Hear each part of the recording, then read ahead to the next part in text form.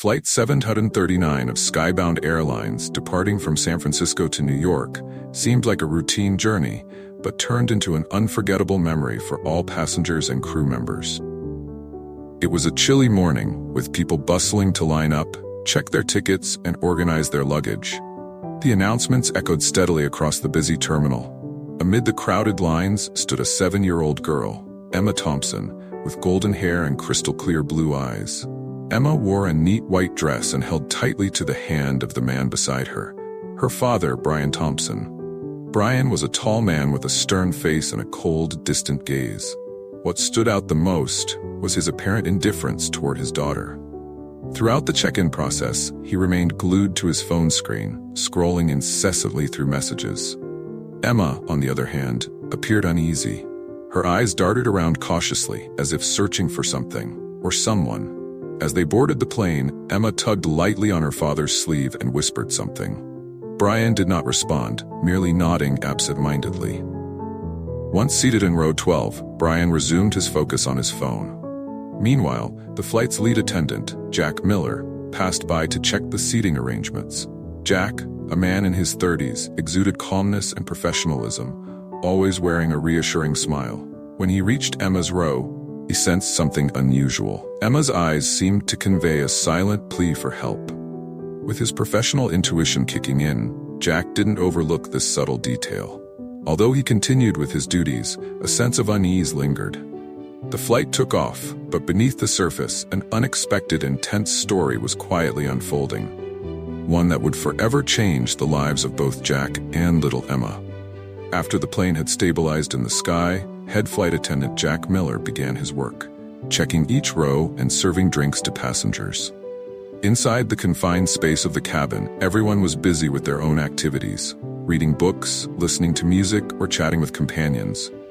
However, Jack's eyes kept drifting back to row 12, where young Emma Thompson sat beside her father, Brian. Emma was unlike other children Jack usually encountered on flights. Instead of being excited to explore or play, Emma appeared tense and uneasy. Her eyes darted around the cabin, and her small hands gripped the seat tightly, as if trying to find a sense of safety. Brian, on the other hand, paid no attention to his daughter. He was glued to his phone, occasionally furrowing his brow as he focused on something seemingly important. When Jack approached to serve drinks, Emma suddenly tugged on his sleeve. "Sir," she whispered, her voice small but filled with emotion. "I'm scared. I don't want to be here." Jack crouched to her level and offered a reassuring smile. "What's wrong? Is everything okay?" he asked gently, hoping to calm the girl. Before Emma could respond, Brian looked up sharply. His cold eyes locked onto Jack, and he spoke in a curt, firm tone. "Please, don't bother my daughter." He pulled Emma back into her seat, causing her to shrink even further into herself, looking even smaller in her delicate white dress. Jack could feel the tension in that moment. He moved on to continue his work, but his mind couldn't stop replaying what had just happened. Brian's behavior was unusual. A loving father wouldn't react so coldly, especially when his child appeared so distressed. Jack decided to consult his colleague, Sarah, a seasoned flight attendant and trusted partner. "Sarah, I think something's wrong with the little girl in row 12, Jack said as the two stood in the galley. He recounted everything he had observed and his growing sense of unease. Sarah frowned, deep in thought, before replying, "You might be right. Kids don't get scared like that for no reason. We should watch carefully." Returning to the cabin, Jack discreetly observed Emma from a distance. He noticed her doing something peculiar. She was tracing letters in the air with her finger. At first, Jack couldn't make sense of it, but after focusing on her movements, he realized the word she was writing was help. Jack's worry intensified, and he knew he had to act immediately. With Sarah's support, Jack prepared a small note. While pretending to serve drinks, he slipped the note to Emma. It read, "Are you in danger?" Emma looked at the note, her eyes widening with fear. After a moment of hesitation, she gave a slight nod, as though afraid anyone else might notice. A chill ran down Jack's spine. This was no ordinary situation. Clearly, the girl was in real danger. But how could he help her without alerting her father? When Brian left his seat to use the restroom, Jack seized the opportunity to approach Emma. He knelt beside her and whispered, "Emma, I need you to tell me the truth. Are you scared of your father?" Emma nodded, tears welling up in her eyes. "My dad.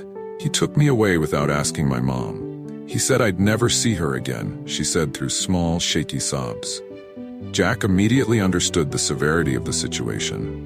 He knew he couldn't handle this alone. He reported the matter to the pilot, who promptly contacted ground control to alert the authorities and request police assistance at their destination. Time seemed to stretch endlessly. Each time Jack passed by row 12, Emma's eyes met his with a mixture of hope and anxiety. Brian, sensing something was amiss, began paying closer attention to his surroundings. His movements became stiff and unpredictable, adding to the tension in the cabin. To avoid arousing further suspicion, Jack and Sarah worked together carefully. Sarah created a diversion by engaging nearby passengers in conversation, subtly drawing attention away from row 12. Meanwhile, Jack wrote down a detailed action plan to ensure Emma's safety once the plane landed. As the flight encountered slight turbulence while passing through a weather system, the atmosphere inside the cabin grew even more tense. Passengers gripped their seats, and Jack noticed Emma clutching her armrests tightly, her wide eyes filled with fear. Seeing an opportunity to distract her, Jack brought her a cup of orange juice and said gently, "Here, this will help you feel better." Emma took the cup with a small nod, her tense expression softening slightly as she sensed Jack's protective presence. Finally, the plane began its descent.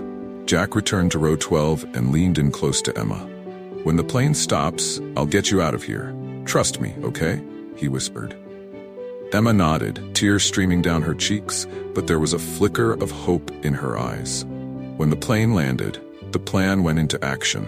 Sarah made an announcement that all passengers needed to disembark quickly due to a technical issue, creating a slight commotion. Amid the confusion, Jack swiftly led Emma toward the front of the plane, where the police were waiting. Brian, realizing something was wrong, stood up abruptly and shouted, "Emma, where are you going?" Police officers immediately moved in to restrain Brian, but he resisted, yelling and struggling against their hold. Meanwhile, Jack shielded Emma, ensuring she was safely handed over to the authorities. As Emma was led to a secure area, Jack stayed behind to assist with the situation and provide his account of the events. Though the cabin atmosphere had been tense and chaotic, Jack felt a profound sense of relief knowing that Emma was now safe. The young girl's courage and Jack's quick thinking had prevented a potentially tragic outcome. When the plane stopped at New York Airport, the plan was set in motion. Sarah announced to the passengers that they needed to disembark quickly due to a technical issue, creating a bit of commotion. Taking advantage of the situation, Jack swiftly guided Emma toward the front of the plane, where the police were waiting. Brian, realizing something was wrong, shot up from his seat and shouted loudly, "Emma, where are you going?" The police immediately intervened to restrain Brian, but he struggled and yelled, causing a chaotic scene. Amid the commotion, Emma was safely escorted to a secure area where she was finally reunited with her mother after several days apart. Jack stayed behind to provide his testimony to the police, recounting the entire series of events. He felt a sense of relief, knowing that Emma was now safe and that her mother could once again hold her beloved daughter.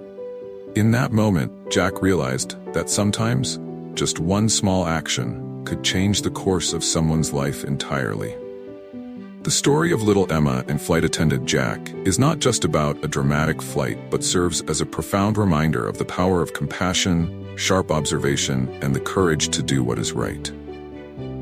In life, we often get caught up in the hustle and bustle, easily overlooking the small signals from those around us. Yet, it is precisely those subtle signs that could be cries for help from someone in need. Jack, despite being just a flight attendant, chose to trust his instincts and act bravely. Without his keen observation and decisive actions, Emma's life could have taken a completely different path. First, always pay attention to and listen to the signals from others, no matter how small they may seem. A frightened look, an unusual gesture, or a hesitant word might be the key to uncovering a deeper truth. Second, we need to find the courage to act, even when it feels difficult or risky. Like Jack, one small action on your part can transform someone else's life. Lastly, remember that kindness and compassion know no boundaries. neither by position, occupation, nor circumstance. Anyone can be a hero in someone's eyes if they are willing to lend a helping hand. To everyone watching this video, I hope Emma's story inspires you to reflect and take positive actions in your daily life. The world becomes a better place when we care for one